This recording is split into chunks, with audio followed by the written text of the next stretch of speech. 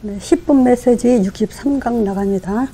이제 23년도 새로 시작하면서 좀 정체성에 힘을 갖고 시작하는 마음으로 언약의 사람이라는 제목으로 우리 성경에 나온 중요한 네 인물에 대해서 좀 키를 잡아볼게요.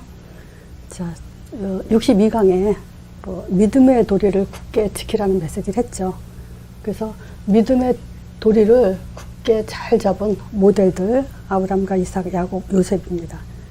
자, 히브리서 11장 17절에서 19절에 즉 히브리서 11장은 그 믿음장이라고 하죠. 그러니까 믿음의 조상들이 어떤 믿음을 가졌는가에 대해서 잘 기록해 놓은 내용이에요. 그래서 참 우리의 신앙을 점검하기도 참 좋은 내용이죠. 아브라함은 어떤 믿음을 가졌을까? 또 이삭, 야곱, 요셉은 히브리서 기자가 어떤 믿음을 가졌다고 얘기했나 확인하기 좋은 내용이죠. 자, 히브리서 11장 17절에서 19절에 뭐라고 얘기했냐면요. 여기는 아브라함이 이삭을 바친 거에 대한 얘기가 나오죠. 아주 믿음을 확인된 대표적인 그 내용이 창세기 22장이죠. 이삭을 바치면서. 근데 아브라함이 어떻게 대적의 문을 얻는 또 여호와 이레라는 응답을 받았는가? 아브라함의 믿음은요, 이삭을 도로 살릴 줄 믿었다 그랬어요. 그러니까 이미 부활에 대한 그런 메시지를 믿음을 가졌다고 확인할 수 있죠. 아브라함 자체가 죽은 태에서 좀 이삭이 나왔잖아요. 그러니까 그걸 통해서도 아브라함은 자기가 이삭을 죽여도 하나님은 도로 살릴 거다. 그 믿음을 가졌다고 히브리서 기자는 확인해주고 있죠. 자, 또 이삭이요. 자, 이삭은 히브리서 11장 20절이죠. 믿음으로 이삭은 장차 오는 일에 대해서 야곱과 에서에게 축복하였다 그래요. 장차 오는 일에 대해서 이 말은 뭐냐면 미래를 알고 있다는 얘기죠. 미래에 대한 그 두 인물에 대한 그런 그 예언을 하면서 축복 기도를 했다 그러죠. 또 야곱이요. 자, 야곱은 히브리서 11장 21절입니다. 자, 믿음으로 야곱은 죽을 때, 야곱이 이제 자기가 죽을 때 요셉의 각 아들에게 축복하고 말하자면 축복 기도를 했다는 거죠. 야곱은 12아들을 데리고 있죠. 그 12아들에게 다 축복 기도를 했는데 저는 야곱이 12아들에게 축복 기도한 게 창세기 49장에 나오거든요. 그래서 창세기 49장의 제목은 뭘로 잡고 있냐면요. 그 아들들에 대한 예언이에요. 물론 축복 기도라고도 하지만 여기도 그 축복 기도 속에는 앞으로 12아들들이 미래에 어떻게 살아갈 거라는 그런 예언을 하고 있죠. 자, 네 번째, 요셉이요. 자, 요셉은 이제 애굽에서 이제 400년 동안 종살이하는 문 역할을 했죠. 자, 근데 요셉이 그걸 알고 있어요. 이제 히브리서 11장 22절에 보면요.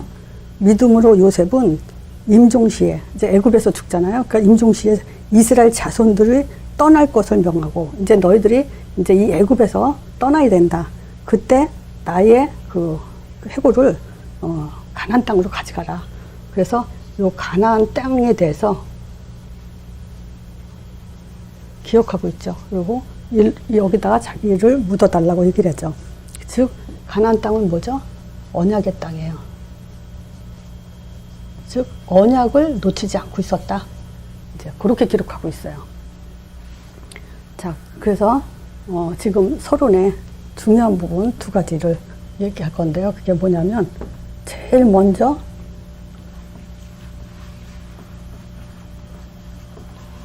아브라함을 부를 때, 아브라함 하면 물론 언약의 조상 이렇게 하지만 버리는 훈련을 했다라고 제가 말씀드린 적이 있습니다. 아브라함 생각하면요, 버리는 훈련에 제일 먼저 지금 잘 이겨낸 사람이죠. 왜냐하면 먼저 하나님이 아브라함을 부르면서 버릴 것에 대해서 얘기를 했어요. 자, 그게 뭐냐? 본토 친척 아비집을 떠나라 그랬거든요. 그게 뭐냐면 아브라함에게 있는 우상, 동기, 배경을 버려라 그랬어요. 그래서 우리가 신앙생활의 제일 시작은 뭐냐면, 물론 영접부터 시작을 하지만 그 다음부터 우리가 성령님도 받기 위해서는 중요한 것이 뭐냐면 바로 버릴 것이에요. 우리에게 나도 모르는 하나님보다 더 사랑하는 것이 있고요. 나도 모르는 동기가 있고 또 내가 가진 그 배경이 있어요. 당연히 땅의 것이죠, 배경은. 자, 그렇다면 우리는 그걸 알아야 됩니다. 지금 내가 가지고 있는 문제가 있다. 그 문제가 왜 왔냐? 이것 때문에, 우상과 동기와 배경 때문에 온 것이에요. 그리고 또 우리가 신앙이 깊어지죠. 그런데 왜 문제가 문제로 보이냐 했을 때 요것 때문이에요. 계속 복음을 들어도 우상이 있고 동기를 못 버리고 배경이 육이기 때문에 문제가 문제로 여겨지는 거예요. 그래서 버리라는 것은 정말 중요한 훈련 중에 가장 중요한 훈련이죠. 믿는 건 쉬워요. 근데 버리기가 어렵죠. 자, 그래야 이 버릴 거 버려야 우리는 주실 것에 대해서 받게 돼 있어요. 그래서 우리가 아브라함 얘기를 잘 알다시피요. 그 창세기 13장에 롯과 헤어질 때 비로소 가나안 땅, 비로소 뭘 주죠? 동서남북을 바라보라 그러죠. 롯과 헤어지는 애, 창세기 13장이죠. 그때 이제 동서남북 보는 땅을 다 넣어준다고 얘기하죠. 또 이삭 바쳤을 때 비로소 이제 하나님의 응답, 대적의 문을 얻는 그런 응답을 주시죠. 그러니까 이걸 버리는 것만큼 우리는 응답을 받는다. 그걸 아셔야 됩니다. 자, 주실 것은 뭐냐면 그리스도와 땅이죠. 가나안 땅. 즉 구원과 전도, 또 그 사도행전 1장 우리의 그 언약이죠. 1장의 답. 그리고 땅은 2장. 많이 들은 분들은 이제 아실 거예요. 자, 변함이 없습니다. 아브라함에게 그리스도와 땅을 준다는 것과 우리가 사도행전 1장 언약 갖고 2장의 응답을 받는 거 여전히 그렇습니다. 자, 두 번째. 그러면 왜 부르셨냐?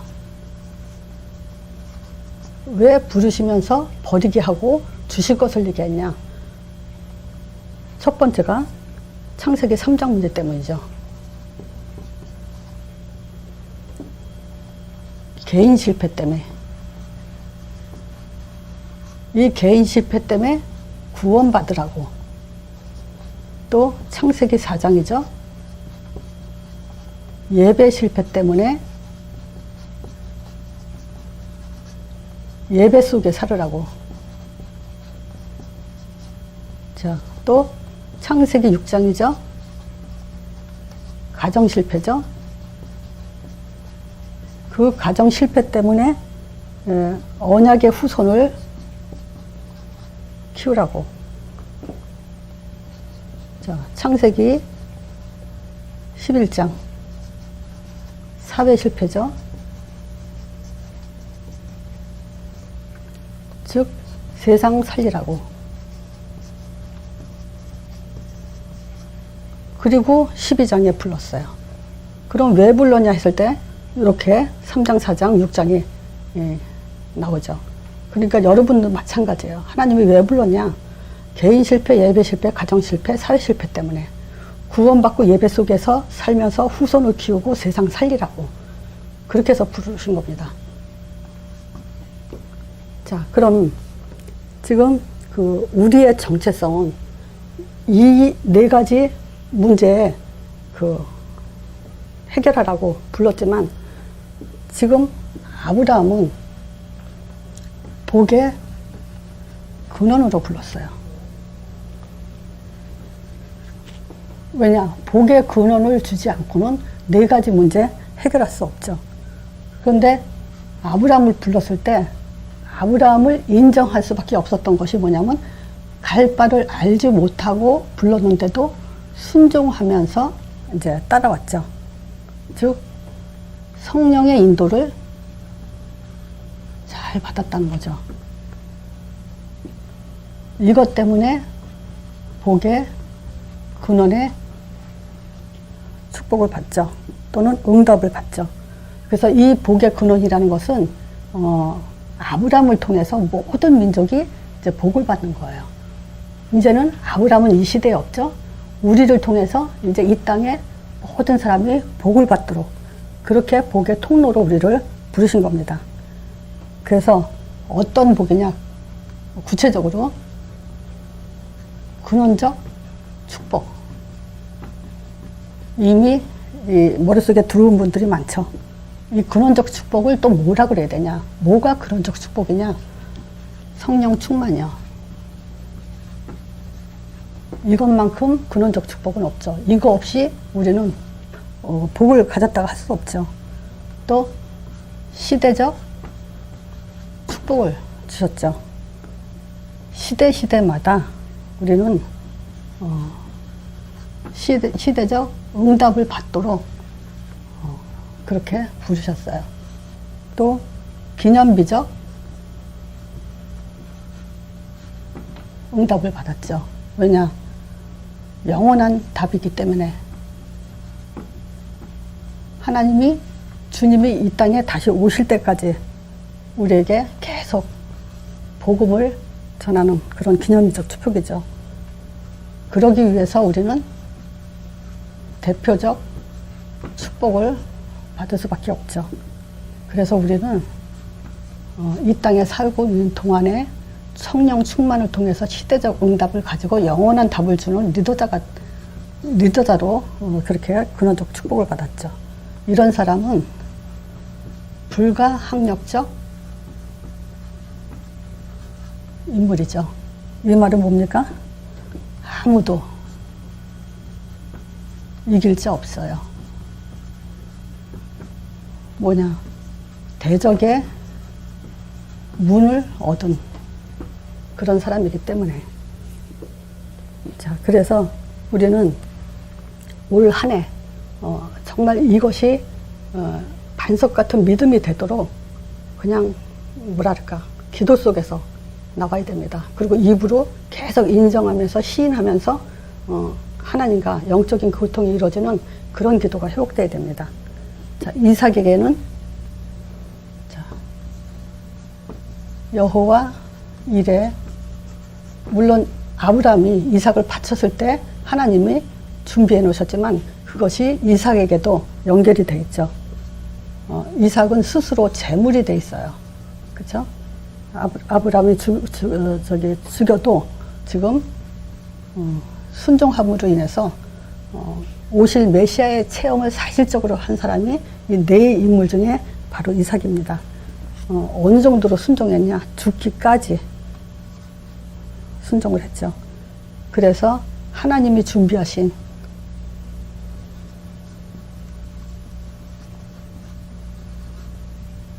응답 두 가지, 100배라는 경제 축복과 또 그 셈의 근원을 얻죠. 복의 근원, 셈의 근원. 같은 거지만 이 셈의 근원은 조금 더 사실적으로 설명이 돼요. 뭐가 있냐? 이 셈은 그 홍수가 나도 그 오염이 되지 않고요. 가뭄이 와도 마르지 않는 것이 셈의 근원이에요. 그런 하나님의 준비된 축복을 이삭이 받죠. 또 야곱은 승리라는 축복을 받게 되죠. 자, 이스라엘이라는 이름, IS는 이스라엘이라는 약자입니다. 즉 승리, 하나님의 승리 이 뜻이죠. 자, 야곱이 야복강에서 창세기 32장이죠. 거기서 이제 천사와 씨름하면서 이기죠. 그래서 여기서 하나님과 겨루어 이겼다라는 말이 바로 이스라엘이라는 이름이에요. 즉 하나님이 야곱의 기도에 양보하셨다. 그렇게 봐야 되는 거죠. 하나님이 인간과 싸워서 질 수는 없죠. 하나님이 져줬다는 얘기죠. 이렇게 언약 잡은 자 끝까지 기도로 승리하는 자 하나님이 져주실 수밖에 없다. 그리고 12지파라는 이스라엘의 영적 시스템을